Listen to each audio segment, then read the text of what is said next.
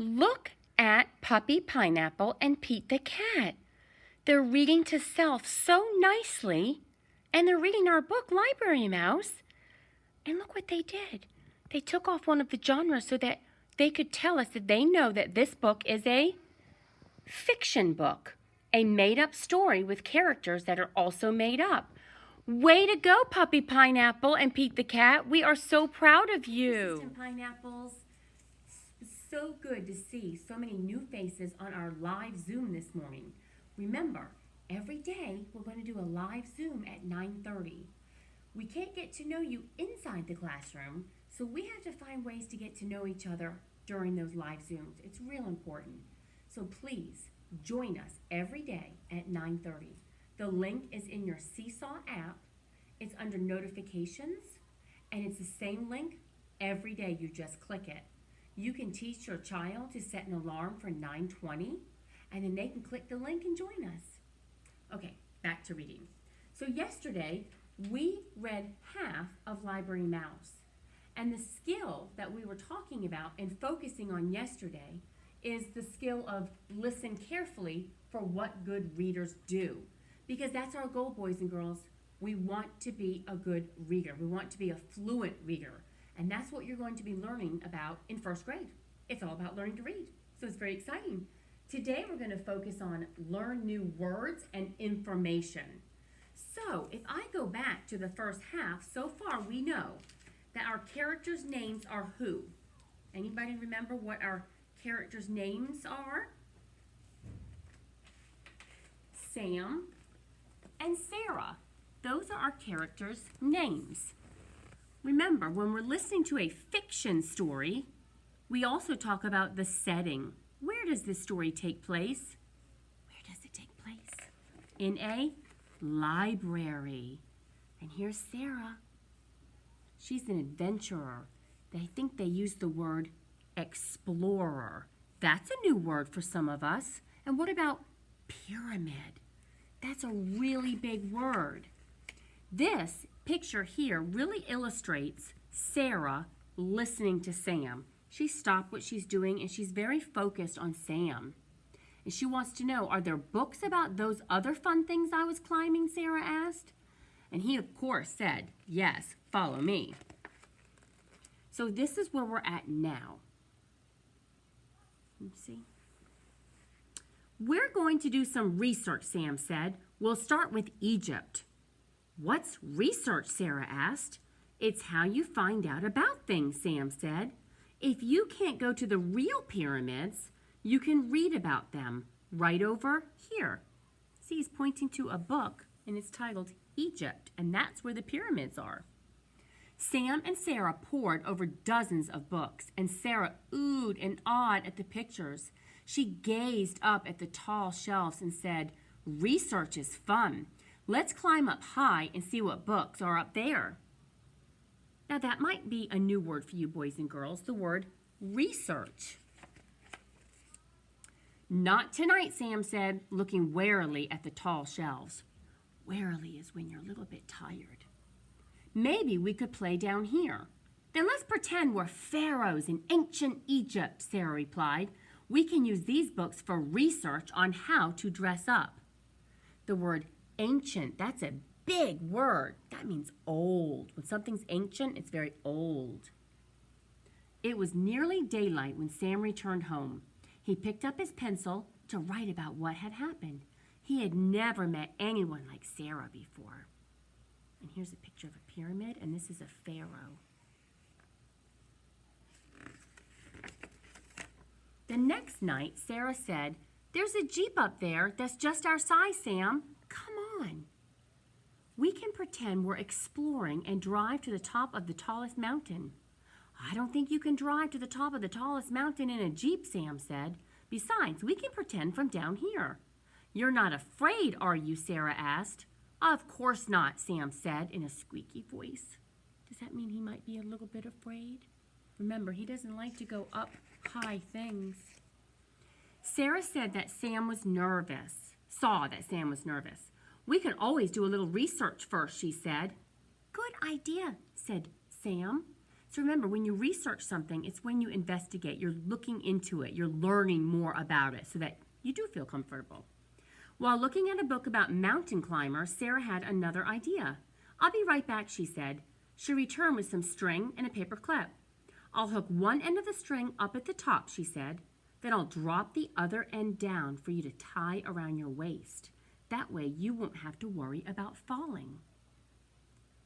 "I'm not worried," Sam said as she started to climb. Soon it was his turn. He remembered he had read that when climbing, he should not look down. So he didn't.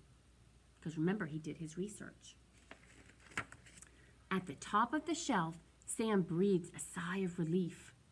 It hadn't been as scary as he had thought it would be, and he and Sarah played and played until dawn. Dawn is the early hours of the morning. Back on the ground, Sarah said, "You know, I'll bet we could explore even more of the world if we rode on that airplane over there." Sam looked up at the display the librarian had hung above the tallest shelves. "It doesn't really fly," he said, "and we couldn't reach it anyway." So it's not a real airplane, is it? It's a display, which means it's just for looks. See from up there. "We can climb to the top of this bookshelf, then jump over to the plane. It'll be easy."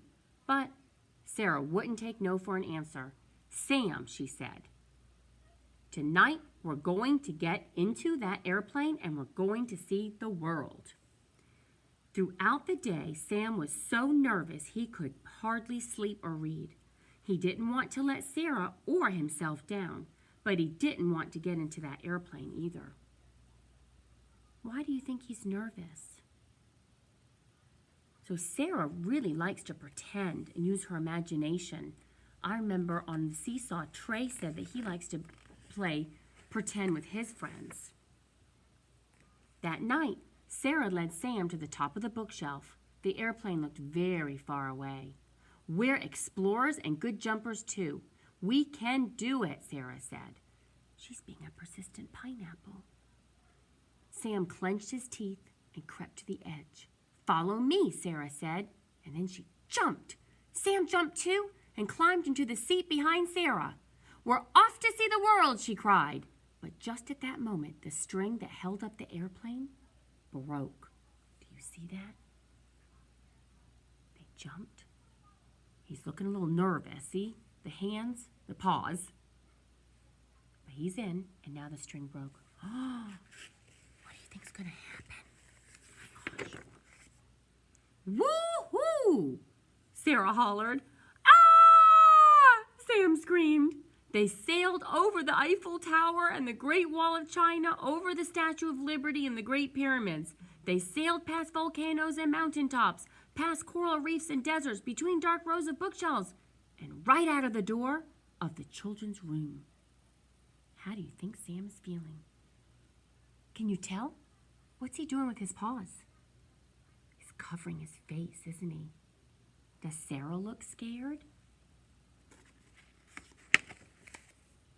The airplane bumped to a stop in the dark hallway.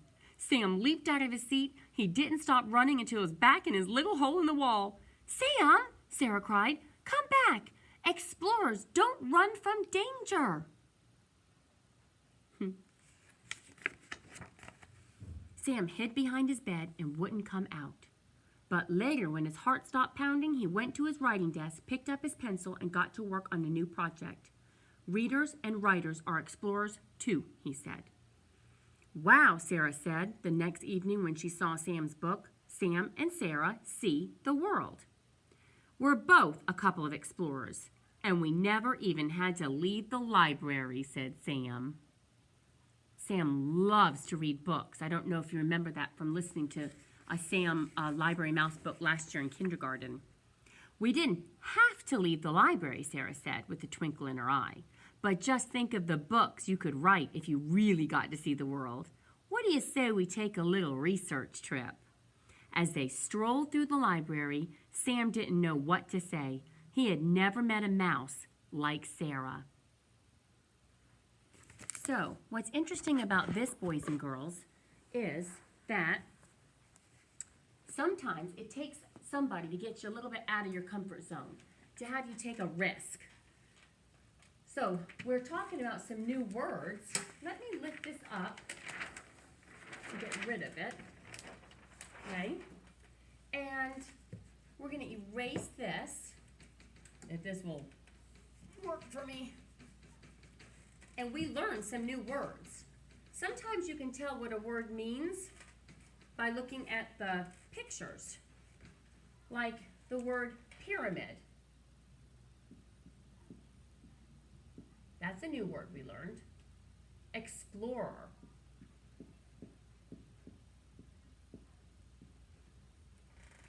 Those are some words that we learned that you might not have known. And when you find those words, you want to make sure. So remember, on this page, Sarah thought she went down a slide, and Sam said, well, that's not a slide. You just went down the side of a pyramid.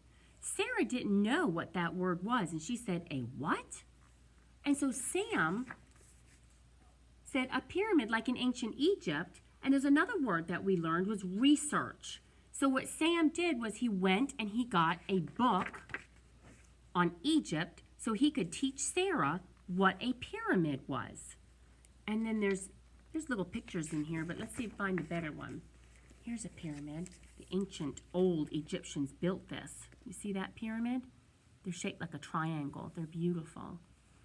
So we look to our clues in the book, and you can also do research. So now I can write that word up here too. We learned another word called research.